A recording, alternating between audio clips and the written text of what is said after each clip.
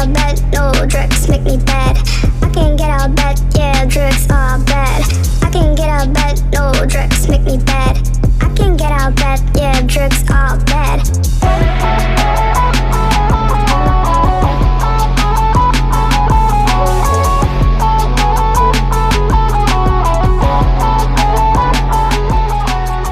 Assalamualaikum warahmatullahi wabarakatuh. Perkenalkan, kami dari kelompok 6. Di sini kami akan mewawancarai salah satu pelaku kewirausahaan di Kabupaten Purworejo. Tepatnya kiosnya bernama Ruang Selaras. Sebelum kita mewawancarai narasumber, alangkah baiknya kita memperkenalkan diri terlebih dahulu. Dengan saya, Olivia Kusnayarto. Saya Zafra Dana. Saya Amalia Pratna. Saya Alvin Ustaz. Mari kita ke video selanjutnya. Nah, sekarang kita udah bersama ownernya dari Ruang Selaras nih. Kak, boleh perkenalan? Oke, halo. Perkenalkan, nama saya Sanisling Astuti. Saya adalah mahasiswi program studi psikologi semester 5 dan saat ini saya adalah owner dari Selaras Suai atau offline store-nya kami namakan dengan Ruang Selaras. Oh, perkenalkan, saya Olivia. Di sini kita ditugaskan untuk mewawancarai salah satu pembisnis kewirausahaan. Jadi kita memilih kakak untuk kita wawancara. Berkenan kan kak? Siap berkenan. Wawancara pertama akan dimulai oleh teman saya. Silakan. Kalau boleh tahu produk yang ada di Selaras itu yang dijual tuh apa aja ya Mbak? Oke, produk dari Selaras Suai. Secara khususnya, Selaras Suai itu bergerak di bidang fashion atau kerajinan. Nah, kerajinannya itu kerajinan tas. Tasnya itu adalah jenis tasnya tote bag. Nah, di tote bag ini Selaras Suai mempunyai kurang lebih 20-an model tote bag. Nah, tidak hanya tote bag saja, kami juga harus mengikuti perkembangan zaman. Kami menambah variasi produk seperti sling bag, ada juga laptop sleeve. Seperti itu. Banyak juga ya produknya. Terus kalau latar belakang mendirikan bisnis ini apa ya Kak? Oke, latar belakang mendirikan bisnis ini. Nah, pada awalnya saya adalah fans berat dari tote bag. Saya itu suka banget gonta-ganti tote bag nih. Kok terus saya melihat teman-teman mahasiswa khususnya di UMP itu banyak sekali yang menggunakan tote bag. Ada tote bag yang model panjang lah, yang besar lah, yang bervariasi. Nah, saya mencoba lagi nih mencari penjahit di daerah tempat tinggal saya dan ternyata penjahit di daerah tempat tinggal saya itu terkena dampak pandemi. Nah, penjahitnya di situ itu sepi orderan karena tadi dampak pandemi, karena di penjahit mitra saya itu tadi mendapatkan orderan dari anak-anak sekolah menjahit atau dari seragam pernikahan. Kan teman-teman pasti tahu nih, waktu masa pandemi nggak ada acara yang seperti itu. Nah, makanya saya hadir sebagai solusi. Saya ingin berkontribusi untuk mensejahterakan penjahit di tempat tinggal saya itu dengan membangun brand Selaras Suai. Jadi saya itu menjahitkan tas saya ke penjahit tersebut. Nah, tidak itu saja. Ternyata teman saya, pengrajin sablon itu juga bekerja secara sosial.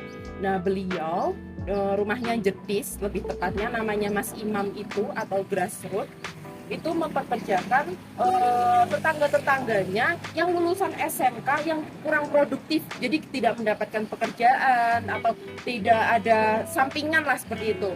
Nah, jadi Mas Imam itu mempekerjakan mereka untuk menjadi karyawannya, menyabloni pesanan. Nah, saya juga bermitra dengan Mas Imam itu, sehingga secara tidak langsung saya juga berkontribusi untuk kesejahteraan pemuda-pemudi yang ada di sana melalui Mas Imam. Seperti itu. Untuk awal mulai bisnis ini perlu persiapan apa saja ya Kak? Maksudnya untuk dari segi modal atau apa gitu? Oke, pada awalnya yang pasti saya harus survei pasar dulu nih. Kira-kira kalau saya jualan tote bag di Purworejo worth it nggak ya? Bakalan berkembang nggak ya gitu? Saya survei pasar melalui Instagram terlebih dahulu nih. tote bag di Projo itu kayak gimana sih? Oh ternyata produksi tote bag di Projo itu masih jarang. Nah kemudian setelah survei pasar, saya coba survei melalui marketplace. Waduh, kalau di marketplace itu udah pasti banyak banget pesaing. Nah, tapi kan saya bisa masuk di daerah Projonya nih. Nah, kemudian setelah itu saya mencoba mencari model. Nah, model-model di sini itu saya mencarinya itu melalui Pinterest, Instagram, TikTok. Kemudian saya ATM, amati, tiru, dan modifikasi. Dan juga saya sesuaikan lagi nih apa yang saya suka dan juga kebutuhan konsumen. Nah, tapi dalam mendesain barang, dalam menciptakan produk, itu kan nggak bisa sembarangan. Jadi saya melakukan survei konsumen dulu nih. Saya survei konsumen ke teman-teman saya yang sudah bekerja maupun teman-teman saya sesama mahasiswa. Dan ternyata mereka membutuhkan tote bag yang simple dan enggak pasaran, serta yang berkualitas dan pasti harganya terjangkau. Nah, dari situlah saya mencari bahan baku nih. Apa ya bahan yang cocok buat tote bag saya yang sesuai dengan kebutuhan konsumen. Nah, saya memilih American Drill. Setelah itu saya ke penjahit mengkomunikasikan desain. Ibu, desainnya seperti ini ya, ukurannya seperti ini. Penjahitnya menjahit, kemudian disablon, kemudian dipasarkan. Untuk keuntungan atau omset yang didapat setiap bulannya? Keuntungan atau omset yang didapat setiap bulannya. Nah, rata-rata setiap bulannya itu masih 1-2 juta kalau omsetnya ya. Jadi tergantung nih pembelinya itu mau yang mana. Soalnya kan kita tote bag-nya itu berkisar antara 55.000 sampai 80.000 rupiah. Dan sling bag-nya itu ada yang 20.000 rupiah, 15.000 rupiah. Nah, rata-ratanya yaitu tadi 1 sampai dengan 2 juta. Pernah kami sekali mendapatkan orderan custom itu hingga sampai 6.300.000 piece. Mbak Sanis ini kan sebagai mahasiswa ya, terus punya usaha kayak gini, pasti bakal ribet ya untuk ngurus antara kuliah dan usaha. Itu gimana? Gimana apanya? Maksudnya untuk mengatur keuangannya, mengatur laporannya. Oh gitu, maksudnya manajemen waktunya. Oh iya. Nah, karena kalau tas ini basisnya secara online, jadi itu masih nggak terlalu sulit mengatur waktunya. Kapan sih aku harus wirausaha, kapan sih aku menjadi mahasiswa, karena kan harus berbagi dua peran. Jadi ketika ada tugas ya saya kerjakan terlebih dahulu, kemudian nanti setelah yang selo-selo itu saya manfaatkan untuk marketingnya kah, untuk laporannya kah, untuk survei bahan kah, atau untuk survei konsumen. Jadi bagaimana memanfaatkan waktu luang untuk wirausaha, karena kan kita sebagai peran utamanya sekarang ini kan sebagai mahasiswa, jadi jangan sampai meninggalkan mahasiswa untuk wirausaha gitu.